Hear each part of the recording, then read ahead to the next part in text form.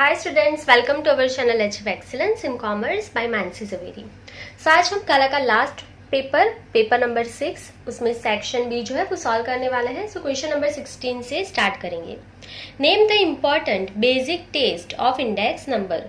सो index number के basic important test कौन से है? तो एक तो आपका फैक्टर रिवर्सल है, दूसरा जो है वो टाइम रिवर्सल है। ठीक है, तो लिख लेंगे number 16 the important basic test of index number are number first time reversal test and दूसरा कौन सा है आपका फैक्टर रिवर्सल टेस्ट। तो लिख लेंगे number 2 factor reversal test. Clear? चलिए next question number 17। Write the assumption of Karl Pearson's method. Karl Pearson की जो मेथड है उसमें दो एज्यूम्शंस है। सबसे पहला कौन सा था? There is linear correlation between two variables. दोनों के बीच में लीनियर कोरिलेशन होना चाहिए एंड कोज इफेक्ट रिलेशन भी होना चाहिए। तो ये दोनों यहाँ पे एज्यूम्शन है कार्ल पियर्सन की मेथड के लिए। तो लिख लेंगे number 17 the assumptions of Karl Pearson method are as follows.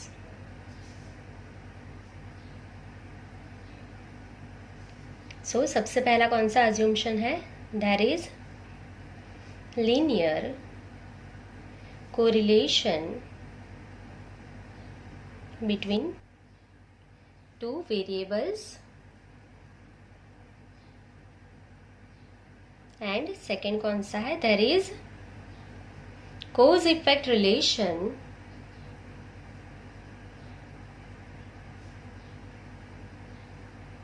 between two variables.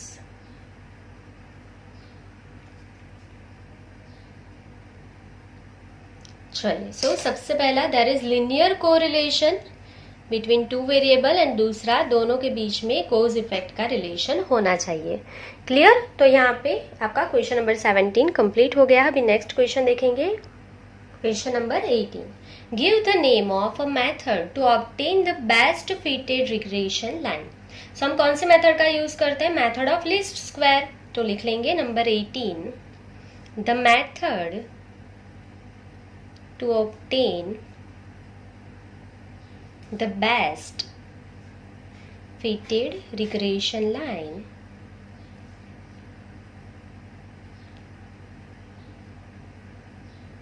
is least square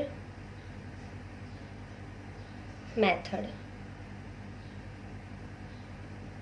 clear? चलिए, सो यहाँ पे आपका क्वेश्चन नंबर 18 कंप्लीट हो गया है। बहुत ही सिंपल क्वेश्चन है। Next number 19 what is a time series. So यहाँ पे आपको डेफिनेशन लिखना है नंबर 19। सो टाइम सीरीज किसे कहते हैं? सो हमने 4th लेसन में डेफिनेशन पूरी सीखी है। अभी तक आपको ये लर्न हो जाना चाहिए। ठीक है, तो क्या है टाइम सीरीज? अ time series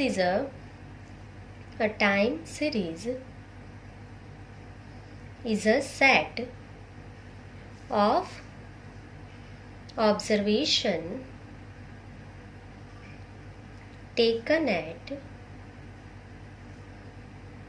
specified time periods. चलिए, सो यहाँ पे आपका क्वेश्चन नंबर 19 कंप्लीट हो गया है। नेक्स्ट क्वेश्चन देखेंगे 20 right the law of addition of probability. So आपको यहाँ पे लॉ ऑफ एडिशन लिखना है। सो उसका फॉर्मूला लिख लेंगे। So question number 20 if A and B are two events, the law of addition of probability is as under. So यहाँ पे अगर A and B are two events, मतलब A and B are any two events, ठीक है, अगर कोई भी दो इवेंट्स आपके A एंड B है तो आपका लॉ ऑफ एडिशन का फॉर्मूला क्या होगा वो हम लिख रहे हैं, ठीक है। सो 3 इवेंट्स के लिए भी फॉर्मूला है, तो हम 2 इवेंट्स के लिए लिख रहे हैं P of A union B is equals to P of A plus P of B minus P of A intersection B। ये उसका लॉ ऑफ एडिशन का फॉर्मूला है। क्लियर? चलिए next number 21, interpret the event A union B। So event A union B का मतलब क्या होता है, तो या तो इवेंट A बनेगा या तो B बनेगा या तो दो बनेंगे, दोनों, ठीक है। मतलब कम से कम कोई एक इवेंट तो बनना ही चाहिए इवेंट A एंड B में से, उसे हम क्या बोलते हैं, A यूनियन B बोलते हैं, ठीक है। सो event A union B means the occurrence of at least one of the events A and B, ठीक है। A एंड B में से कम कोई एक इवेंट तो बनना ही चाहिए, ठीक है। और आगे अगर आप लिखना चाहते हो तो लिख सकते हो in other words event A union B means the occurrence of event A और इवेंट B। इवेंट A बनेगा या तो इवेंट B बनेगा या तो मतलब और बोथ ऑफ देम, ठीक है। या तो इवेंट A बनेगा या तो इवेंट B बनेगा या तो दोनों इवेंट बनेंगे, ठीक है। तो ये हो गया आपका A यूनियन B। क्लियर? चलिए next number 22, define Bernoulli trial. So Bernoulli trial किसे कहते हैं, तो ये क्वेश्चन जो है वो आपका इंपॉर्टेंट क्वेश्चन है, 2 मार्क्स के लिए भी आ सकता है, 1 मार्क्स के लिए भी पूछा जा सकता है। उसकी डेफिनेशन थोड़ी ज्यादा है, ठीक है, लॉन्ग है थोड़ी, 2 मार्क्स में भी आ सकता है ये क्वेश्चन। सो अच्छे से लर्न कर लेना, बर्नौली ट्रायल्स इंपॉर्टेंट क्वेश्चन है। क्लियर? चलिए इसकी डेफिनेशन थोड़ी ज्यादा लंबी है, सो अच्छे से लर्न करना है। सो कैसे लर्न करोगे वो भी सिखा दूंगी, पहले लिख लेंगे suppose dichotomous experiment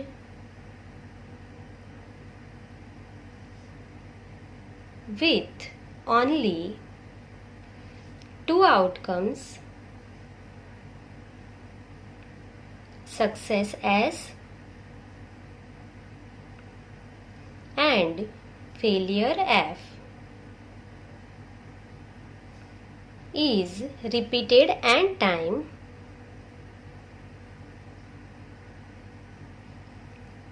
under identical condition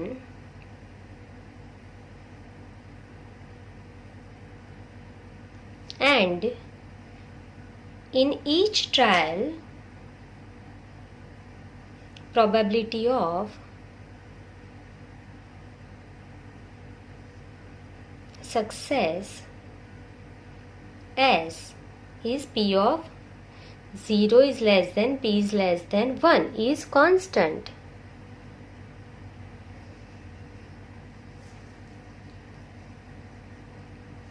Then all such trial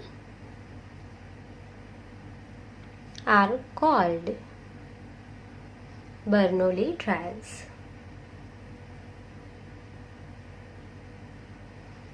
चलिए सो डेफिनेशन को कैसे लर्न करना है, बर्नौली ट्रायल्स किसे कहते हैं, suppose dichotomous experiment with only 2 outcomes. तो जैसे कि आपको पता है कि डाइकोटमस एक्सपेरिमेंट जो होते हैं उनके 2 ही आउटकम्स होते हैं, पहला होता है सक्सेस, दूसरा होता है फेलियर, 2 ही आउटकम्स आएंगे। तो पहले इतना ही लिखना है, ठीक है।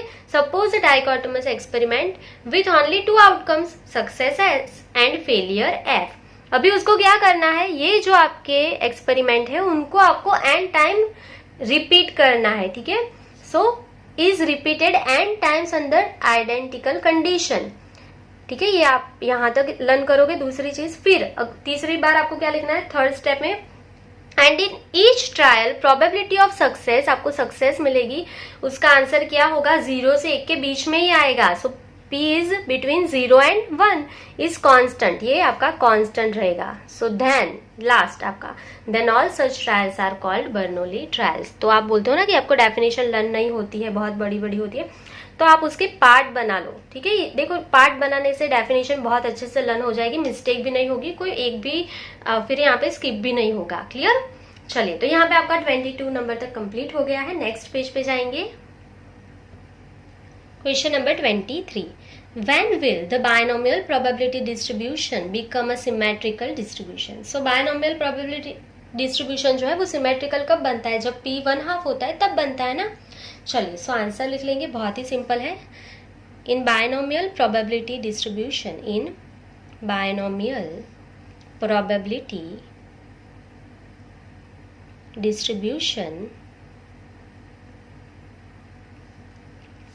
when p is equals to 1/2, p जब आपका क्या होगा 1/2 होगा तब वो सिमेट्रिकल हो जाएगा. सो p is equals to 1/2, then it will becomes a symmetrical distribution.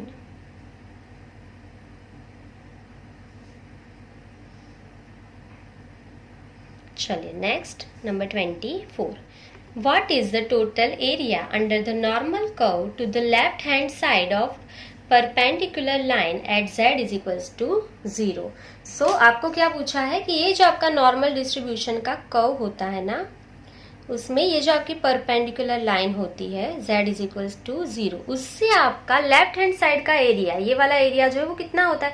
तो आपको ये -∞ तक, ये +∞ तक, आपको पता है अगर ये वाला एरिया पूछा है तो ये 0.5 होता है. अगर राइट हैंड साइड का पूछते तो भी 0.5 होता. अगर टोटल एरिया पूछते तो वो कितना होता, 1 होता. ये फिक्स होता है. क्लियर. चलिए, सो आपको लेफ्ट हैंड पूछे राइट हैंड पूछे 0.5 है उसका एरिया, और टोटल एरिया पूछा होता तो 1 लिख लेते. That's it. सो आंसर लिख लेंगे, total area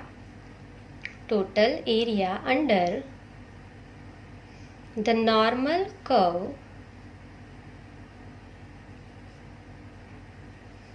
to the left hand side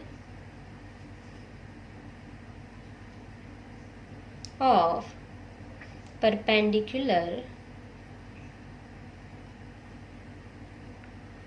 line at z is equals to 0 is 0.5. उसका एरिया क्या होगा, 0.5 होगा. क्लियर. चलिए, नेक्स्ट नंबर 25.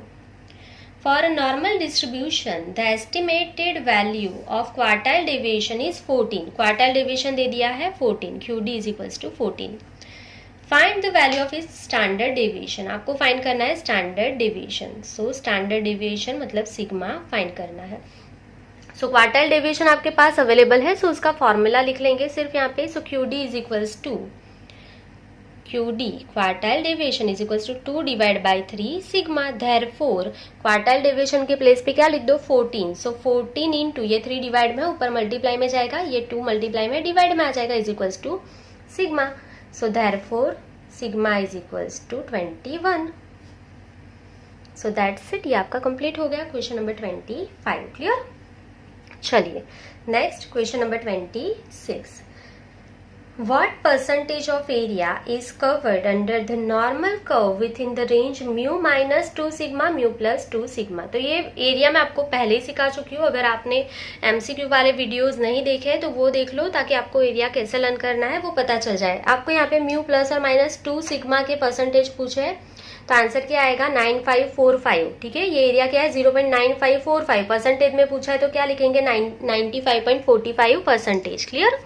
चलिए, सो आंसर लिख लेंगे number 26. The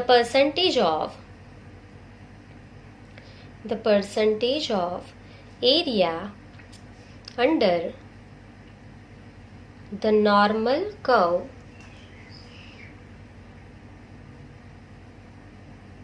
with in the range mu -2 sigma two mu plus 2 sigma is 95.45%. Clear. Percentage में पूछा है, एरिया पूछा होता तो 0.9545. क्लियर. चलिए, सो ये आपका क्वेश्चन नंबर 26 कंप्लीट हो गया है। नेक्स्ट क्वेश्चन देखेंगे 27। Express 0.09 neighbourhood of 0 in interval form. So यहाँ पे लिख लेंगे number 29। Compare 0.09 neighbourhood of 0 with, किसके साथ कंपेयर करना होता है आपको पता ही है, delta is neighbourhood of A. So delta neighbourhood of A, इसके साथ कंपेयर करना है। क्लियर? तो आपको क्या मिलेगा? सो वी गेट डेल्टा के प्लेस पे delta neighbourhood of A, delta के प्लेस पे क्या है 0.09 एंड ए के प्लेस पे क्या है delta neighbourhood of A. Of यहाँ पे क्या लिखा है 0, मतलब ए इज इक्वल्स टू 0। सो आपको डेल्टा मिल गया, आपको ए मिल गया, तो अभी आपको फाइंड क्या करना है, इंटरवल फॉर्म लिखना है। सो इंटरवल फॉर्म लिख लेंगे। So interval form is equals to A minus delta A plus delta. So is equals to 0 minus 0.09, 0 plus 0.09। So answer is minus 0.09 plus 0.09। So ये आपको इंटरवल फॉर्म मिल गया। क्लियर? चलिए next number 28। Find the value of limit x tends to 0 1/x। So अगर x के place पे 0 apply करोगे तो 1 डिवाइड बाई 0, आंसर क्या आ जाएगा 0। तो ये वैल्यू एग्जिस्ट करती नहीं है। ठीक है, आपका आंसर 0 हो गया। यहाँ पे ऐसा तो है नहीं कि आप फैक्टराइजेशन कर सकते हो, नहीं कर सकते हो ना।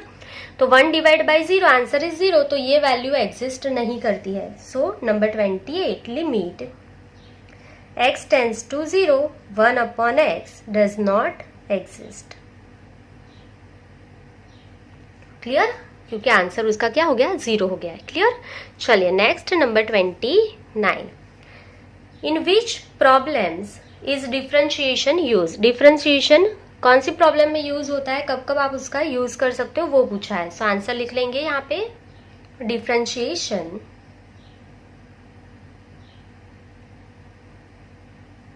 इज यूज्ड इन, कहाँ कहाँ पे हम यूज करते हैं, एक तो प्रोडक्शन, फिर रिप्लेसमेंट, प्राइसिंग एंड दूसरे भी जो भी मैनेजमेंट डिसीजन होंगे उसके लिए भी हम यूज करते हैं। So and management decision problems. ठीक है, सो कहाँ कहाँ पे हम डिफरेंशिएशन का यूज करते हैं, एक तो प्रोडक्शन के लिए, फिर प्राइस कितनी है हम पी फाइंड करते हैं ना डिफरेंशिएशन में, रिप्लेसमेंट के लिए यूज होता है, मैनेजमेंट डिसीजन प्रॉब्लम में आपको डिफरेंशिएशन का यूज कर सकते हो आप। ठीक है, चलिए next last number 30। Find f dash x if f of x is equals to 7x square minus 6x plus 5। So आपको f डैश x फाइंड करना है। सो f ऑफ x दे दिया है, f of x is equals to 7x square minus 6x plus 5। इसका first differentiation find करना है। 7 2 जा 14x माइनस 6x का आंसर 6, 5 का 0। सो answer is 14x minus 6। So that's it, आपको यहाँ पे आंसर मिल गया है। क्लियर? चलिए, सो आज आपके क्वेश्चन पेपर नंबर 6 तक पूरे सेक्शन भी जो है वो कंप्लीट हो गए हैं। आई होप कि आपको कोई भी डाउट अभी नहीं रहा होगा। अगर आपको कोई भी डाउट्स है तो आप कमेंट सेक्शन में कमेंट कर सकते हैं। सो आज के लिए बस इतना ही। Thank you for watching, keep learning, take care.